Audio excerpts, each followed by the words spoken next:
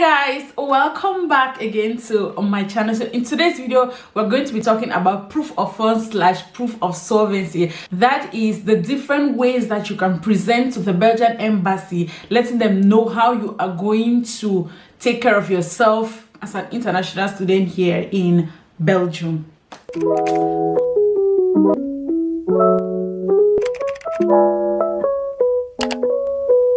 Welcome back guys. If this is your first time here, hi, I'm called Flavine and I'm an international student based here in Belgium, and on my channel I like to make immigration content like the one you're watching now. I like to do lifestyle vlogs where I just show you guys how I am navigating my life as a young girl living in Belgium. So in today's video, like you've read from the title, I'm going to be talking about the different ways that you can, show proof of funds or proof of solvency, which is basically telling the Belgian government how you are going to fund your stay in Belgium, how to take care of yourself and all that good stuff. Okay, so there are three different types of proof of solvency that the Belgian embassy accepts.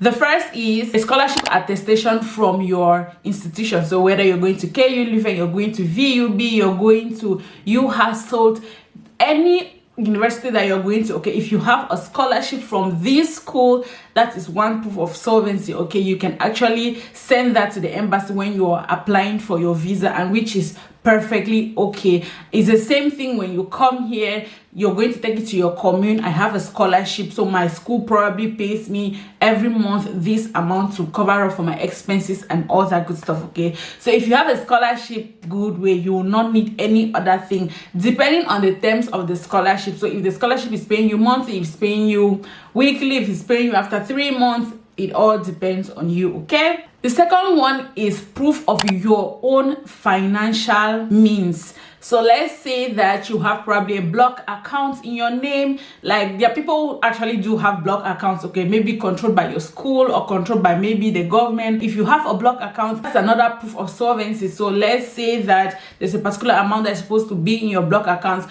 All of this work with different schools. Different schools have different requirements, different amounts. It all depends on your school. Okay, I know that one school that does a lot is KU Leuven. You can actually, if you're going to KU Leuven, they always have the idea of block account. So you can actually have a block account in your name in such a way that there is an amount that you are able to withdraw monthly or whatever the terms are to take care of yourself in Belgium, to pay for your fees and all your expenses.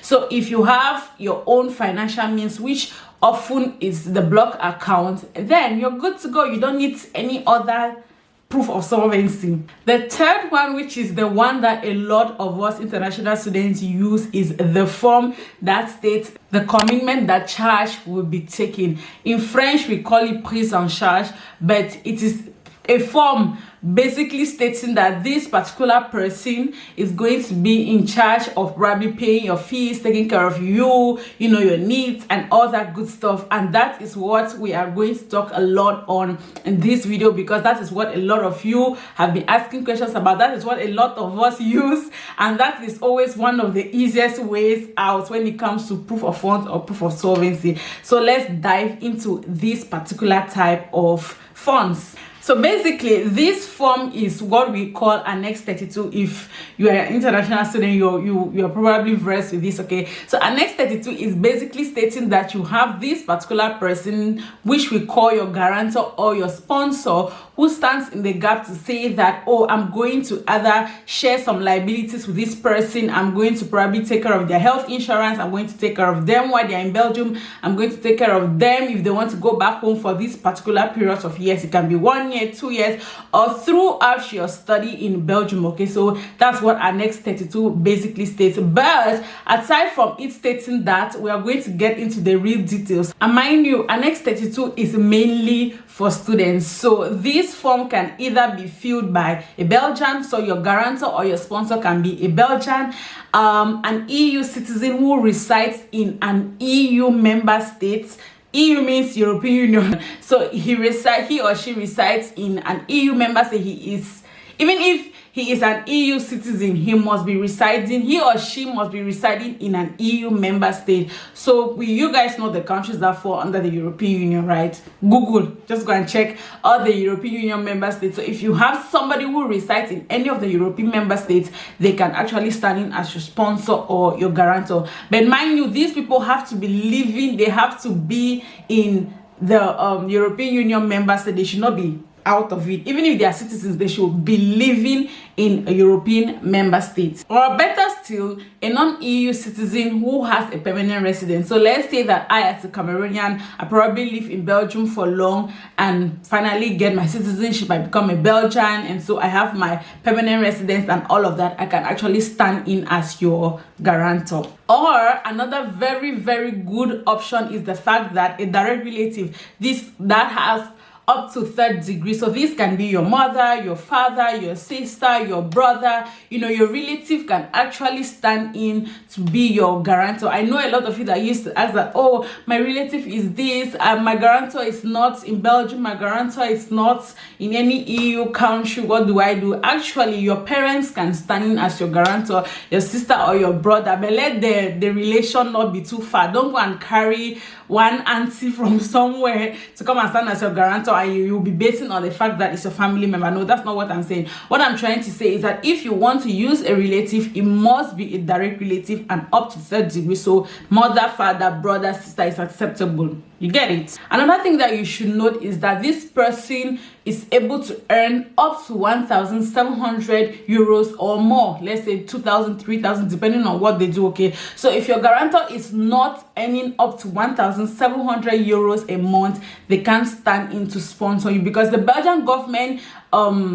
knows that these people are able to spend at least 700 euros or 730 euros for you monthly. So if your mother is going to stand in for you, or your father is going to stand in for you as a guarantor, and they are not in any EU member state, they are not Belgian citizens, they are nothing related to the European Union or anything, and they are probably, maybe let's say in the US, Canada, Africa, or anywhere in the world, make sure that what they are earning monthly, or whatever it is their income is monthly, it should be more than 1,700 euros. Okay, they should not be any less than that, because if they're any less than that, they will not, it shows that they will not be able to take care of you while you are studying and living in Belgium. Now, when you finally maybe decided that, oh, this person is going to be my guarantor, there are some rules that govern this whole thing, okay? Remember, I say that they are supposed to prove that they earn at least 1,700 euros or 2,000 euros, right?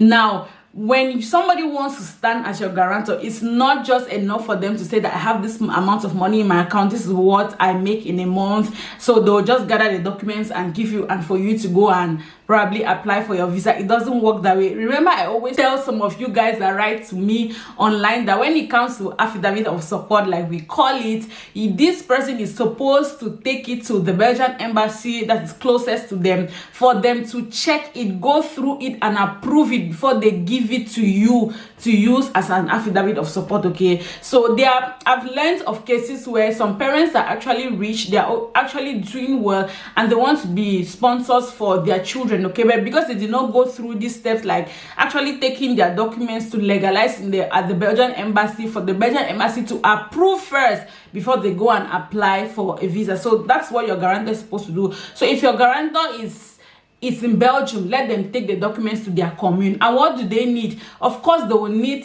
if they are Belgian citizens, they will need their ID card, they will need at least 3 pay slips, their monthly pay slips. They're going to need other documents, okay, that they need to take to the Belgian embassy, and these people have to look at these documents, approve it that they are good before they take it back and then send to you before you go and apply for your visa. So it's not just okay to say that, oh, this is how much my guarantor is making a month, this is how much he or she is making a month, and then you just jump and you go and present this thing and say this is, no, there's a high probability that it will not be accepted. And if somebody is standing in as your guarantor, let me share some of these things to you. They are agreeing with you that they share several liabilities, like I said, like your health expenses, your stay in Belgium, your studies, your return to your home country.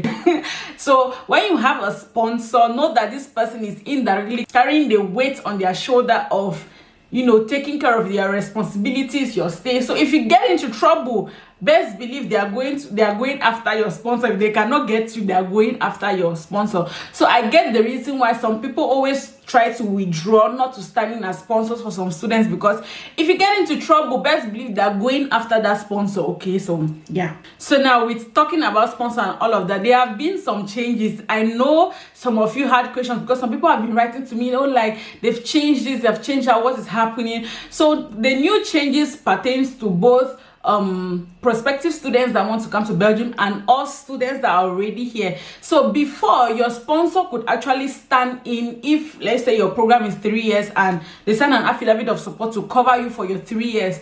But in this 2022, the laws have changed. The laws are changing every day. So your sponsor can no longer stand in for you for up to 3 years. Every single year, you are supposed to present a new affidavit of support. Every single year. So every single year, you are supposed to have a new affidavit of support that you take to your commune to let them know that this is the state. I guess their reason is to always know the state of your sponsor, because maybe somebody can decide that they want to be your sponsor for 3 years, and maybe in the space of that 3 years, they lose their job. So they will not be able to take care of you. You understand? These people are wise. I don't blame them at times because it just makes sense. So every single year, you're supposed to get a new affidavit of support. And these new rules still pertain to us, okay? The person has to be a Belgian. The person has to be a member of a citizen of any EU member state. This person has to be a first degree relative, okay? Those are the 3 options. Before people could just get affidavit of support from people maybe from the US, Canada, you know, they'll just get, even if the people are not their relatives, you could easily just get affidavit of support. But this year it's not like that. If you're getting affidavit of support from somebody in the US, Canada, best believe that it should be your parents, it should be your brother, your sister, your mother, your father. It should be somebody that is close to you. If not, my dear, just do like how every other international student is doing. Go and buy it somewhere. Just go and look for it. Please, if you're a Belgian and you're watching this, I need affidavit of support. Come and stand as my sponsor. Anyway, jokes aside. So that's what I'm trying to say. So if you want to get affidavit of support, you're not in Belgium, you want to apply, this is how it should go, okay? And now the price this year has gone up. Hey, God.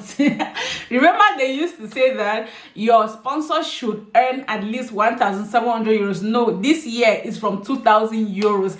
It gets difficult every single year. They're making this whole thing very difficult. This year now, your sponsor should be earning at least 2,000 euros. If he or she's not earning 2,000 euros, he's not eligible to stand in as your sponsor. Okay, so even you guys at home, I guess your own point, your own case is even very difficult. Just make sure that your sponsor is earning at least 2,000 euros upwards. Okay, it applies to all of us. Before, when the news came out, we felt like this whole thing applies only to people who are still trying to enter Belgium.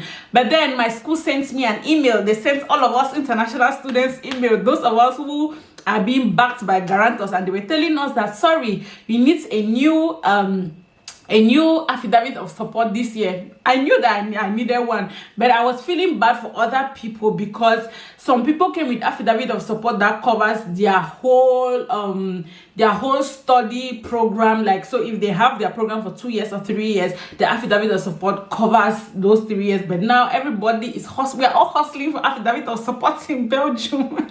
It's a whole new thing now. So be careful with who you choose to be your sponsor, and sponsors have to be careful with the kind of students that they want to give affidavit of support to, because you don't want any student to come and put you in trouble. And you as a student, please, if somebody decides to stand in for you as a sponsor, best believe that anything that you come and do here will affect that person. Okay, so if somebody is standing in your sponsor, try your best to come, be in your best behavior, don't look for trouble, just stay in your lane and do what you're supposed to do. Okay, so let's do a recap before I stop the video. If you want to use affidavit of support as your proof of solvency or proof of funds, remember the person has to be a Belgian or if it's not a Belgian, the person has to be somebody that is living in an EU member state and is a citizen in that country. Even if it's not Belgium, any EU member state, okay, if they are living there and they are citizens there, they can stand in as your sponsor. Or better still, use your parents, your mother, your father, your brother, your sister. But mind you, the family member should not be a family friend, like far relation, you understand? It should be third degree. Third degree means that it's not somebody that is out of your household. So, and this person should be earning at least 2,000 euros a month, because the Belgian embassy knows that in a month they can spend 700 euros from that 2,000 euros for you as a student, okay? And that can cover your bills, your health insurance, your feeding, any other thing. And also, one thing that I wanted to say is that when you go for your interview, you guys remember I made a video on how to answer your interview questions. Your interview questions, there's a part where they always ask, how much do you think that your sponsor can spend on you in a month? I'm already giving you the answer now. It's either you say 700 euros, 730 euros, or at most 750 euros. So don't make that mistake, okay? If they ask you how much you think the sponsor can spend on you in a month, 730 euros, 750 euros, or 700 euros, those are the three amounts that you should put, okay? If you want to be on the safest side, it's 730 euros, because that's the amount that is on the Belgian website.